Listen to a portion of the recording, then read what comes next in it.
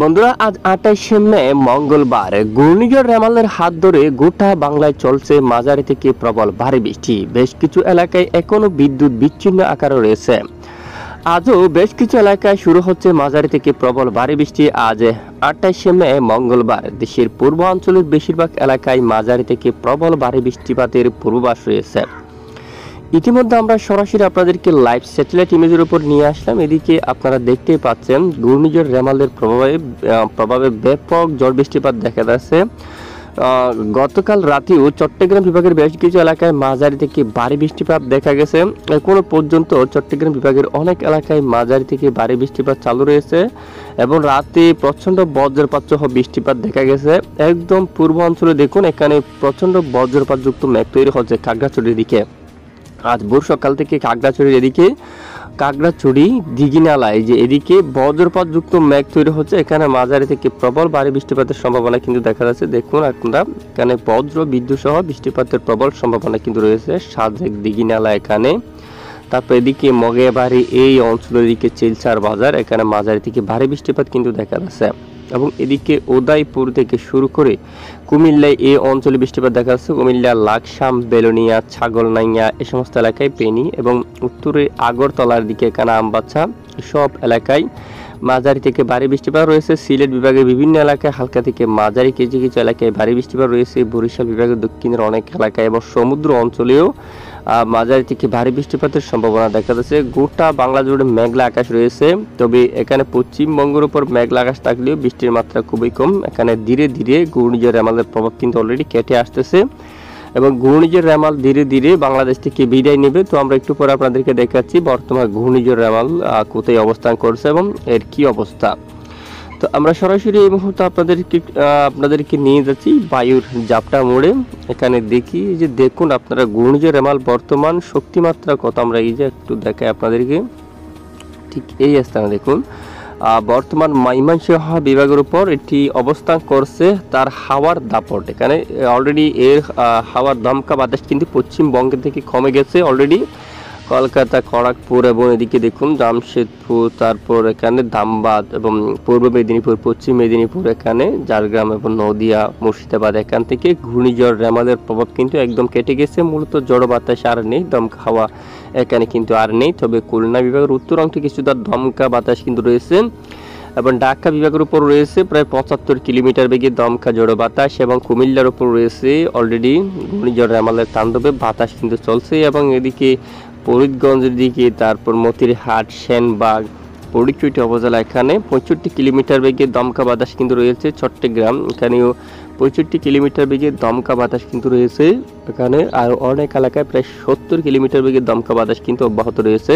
আজ মঙ্গলবার 28শে মে নাগাদ খাগড়াছড়ি, আমরাপুর, কুমিল্লা, আগরতলা প্রায় 80 কিলোমিটার বেগে দমকা জোড়া বাতাস বয়ে যাচ্ছে এবং আমবাসা, লাখাই, কাপাসিয়া, কিশোরগঞ্জ, মৌলভীবাজারের সমস্ত এলাকায় দমকা জোড়া বাতাস রয়েছে এবং সিলেট, বিশনবাপুর, গাইবান্ধা এখানে, তারপর নেত্রকোনা সব এলাকায় রয়েছে অলরেডি দমকা বাতাস। টুরা, ঘোড়ারঘাট, বগুড়া, সরিষাবাড়ি এই সমস্ত এলাকায় আজ প্রচণ্ড দমকা বাতাস রয়েছে এবং এটি আজ ধীরে ধীরে দেখুন 10টায় যদি আমরা যাই এক ধাক্কায় অনেকটাই চলে যাচ্ছে, প্রায় ময়মনসিংহ বিভাগ পেরিয়ে যাচ্ছে এবং সিলেট বিভাগের উপর শুরু হচ্ছে অলরেডি 80 কিলোমিটার বেগে দমকা হাওয়া।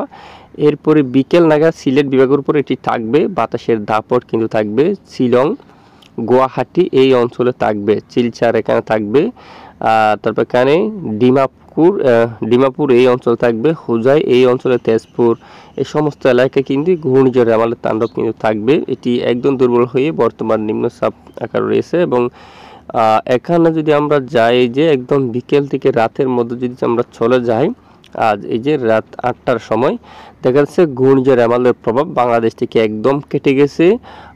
তেমন দমকা বাতাস কিন্তু নেই দেশের উপর, কিন্তু এখানে দক্ষিণের উপকূলীয় অংশে কিছুটা দমকা বাতাস অব্যাহত থাকবে সমুদ্র অঞ্চল থেকে। এখানে সমুদ্র অঞ্চলে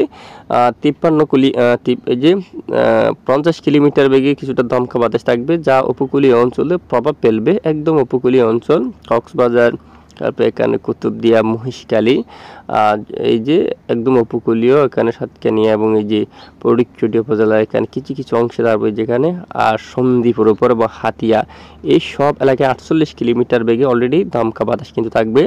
কলাপাড়া, আর এদিকে বরিশাল, কুয়াকাটা এখানে থাকবে ঝড়ো বাতাস কিছুটা। হালদিবাড়ি, গঙ্গাসাগর, বালুচরা এই সমস্ত এলাকায় অলরেডি দমকা বাতাস কিন্তু থাকবে।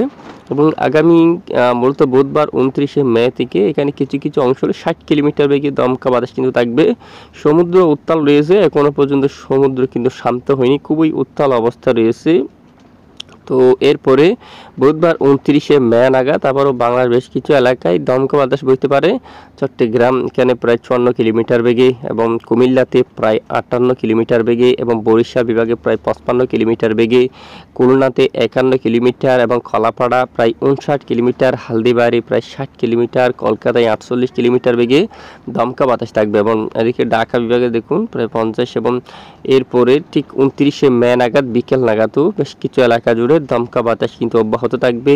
এরপর বৃহস্পতিবার যদি আমরা একটু দেখি 30 মে, আবারও দেখুন 10টা থেকে শুরু করে দুপুর পর্যন্ত এখানে খুলনা, বরিশাল, কুমিল্লা, ঢাকা, চট্টগ্রাম বেশ কিছু এলাকায় 45 থেকে অথবা 50 কিলোমিটার বেগে দমকা বাতাস অব্যাহত থাকার কিন্তু সম্ভাবনা রয়েছে। তো বৃষ্টিপাত কোন কোন এলাকায় বৃষ্টিপাতের সম্ভাবনা উঠে আসছে, একবার আমরা বৃষ্টিবাহী মোড়ে গিয়ে আপনাদেরকে দেখিয়ে দিচ্ছি। আজ মঙ্গলবার 28 মে নাগাদ মাঝারি থেকে প্রবল ভারী বৃষ্টিপাতের সম্ভাবনা, বিশেষ করে দেশের পূর্ব অঞ্চল জুড়ে। চট্টগ্রাম বিভাগের উপর হালকা মাঝারি বিক্ষিপ্ত বজ্র বিদ্যুৎ সহ বৃষ্টিপাতের সম্ভাবনা থাকবে। এখানে রাতেও প্রচণ্ড বজ্র সহ বৃষ্টিপাত দেখা গেছে। আজ 28 মে আজও অনেক এলাকায় মাঝারি থেকে ভারী বৃষ্টিপাত তৈরি হতে পারে পাহাড়ি অঞ্চলের দিকে। এদিকে পাহাড়ি অঞ্চল দেখুন, এই সব এলাকায় মাঝারি থেকে ভারী বৃষ্টিপাতের সম্ভাবনা। এখানে দেখুন আপনারা এই সব এলাকায় বৃষ্টিপাতের সম্ভাবনা কিন্তু রয়েছে উত্তর দিকে এখানেও। এবং সিলেট বিভাগের উপর বৃষ্টিপাতের সম্ভাবনা থাকবে আজ। এখানে সিলেটে এবং উত্তরে, এখানে সিলেট, মৌলভীবাজার, শিলচর, তারপর এখানে উত্তরের অনেক এলাকায় শিলংয়ের দিকে, গোলাপাড়ার দিকে, গুয়াহাটি, তেজপুরের দিকে, হোজা, এখানে ডিমাপুর এই এলাকায়, জোরহাট এখানে থাকবে অলরেডি মাঝারি থেকে ভারী বর্ষণ, ভারী বৃষ্টিপাত থাকবে। ঘূর্ণিঝড় রেমাল দুর্বল হয়ে একদম দেশের উত্তরে পেরিয়ে গেছে। এবং 28 মে আজ বৃষ্টিপাত ঘটিয়ে দেশের এই যে পশ্চিমাঞ্চল থেকে মূলত বৃষ্টিপাত বিদায় নিচ্ছে। খুলনা, বরিশাল, তারপর এদিকে পশ্চিমবঙ্গ থেকে বৃষ্টিপাত একদম বিদায় নিচ্ছে। কলকাতা, খড়গপুর, জামশেদপুর, রাঁচি, তাম্বা, তেজপুর, রাজশাহী, মালদা, মেহেরপুর এই অঞ্চল থেকে বৃষ্টির প্রভাব কিন্তু একদম কেটে যাচ্ছে। বুধবার 29 মে নাগাদের আপডেটে দেখা যাচ্ছে চট্টগ্রাম বিভাগের এখানে সমুদ্র উপকূলীয় অঞ্চলে কিছুটা বিক্ষিপ্ত দু এক স্থানে বৃষ্টিপাত থাকার সম্ভাবনা। তবে সিলেট বিভাগের কিছু কিছু এলাকায় প্রচণ্ড বজ্র বিদ্যুৎ সহ বৃষ্টিপাতের সম্ভাবনা থাকবে। দেখুন এখানে প্রচণ্ড বজ্র বিদ্যুৎ সহ বৃষ্টিপাতের সম্ভাবনা থাকবে।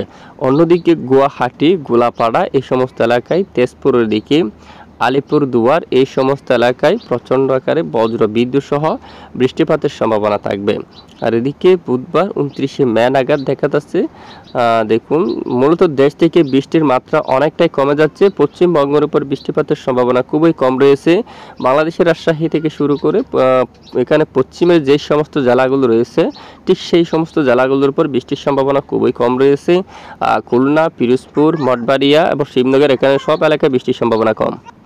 তবে চট্টগ্রাম বিভাগের দু এক স্থানে কিছুটা বিক্ষিপ্ত বজ্র বিদ্যুৎ সহ বৃষ্টিপাতের সম্ভাবনা থাকবে। আর সিলেট বিভাগের উপর বৃষ্টিপাতের সম্ভাবনা, এবং একদম উত্তরে গুয়াহাটি থেকে শুরু করে উত্তরের সবটুকু এলাকায়, গোলাপাড়া, গুয়াহাটি, তেজপুর, এখানে আলিপুরদুয়ার এই অঞ্চলে প্রচণ্ড আকারে বজ্র বিদ্যুৎ সহ বৃষ্টিপাত থাকবে। এই মুহূর্তে আমরা একটু চরম পূর্বাভাস মোডটা চেক করব। তো দেখতে পাচ্ছি এই মুহূর্তে তাপমাত্রা দেশ থেকে তাপমাত্রা অনেকটাই কমছে, তবে কিছুটা গুমট গরম অব্যাহত থাকবে উপকূলীয় অঞ্চলে। আজ মঙ্গলবার 28 মে দেখুন সমুদ্র অঞ্চলে এখানে খলাপাড়ার দিকে, হালদিবাড়ির দিকে এবং এই যে একদম উপকূলীয় এই সমস্ত এলাকায় কিছুটা এই যে গুমট গরম অব্যাহত থাকবে। এবং পশ্চিমবঙ্গের কিছু কিছু স্থানে জামশেদপুর, রাঁচি, ধানবাদ এই সমস্ত এলাকায় আংশিক গুমট গরম অব্যাহত থাকবে। আর বুধবার 28 মে থেকে আবার দেখুন অস্বস্তিকর গুমট ব্যবসা গরম আবারও বৃদ্ধি পাবে।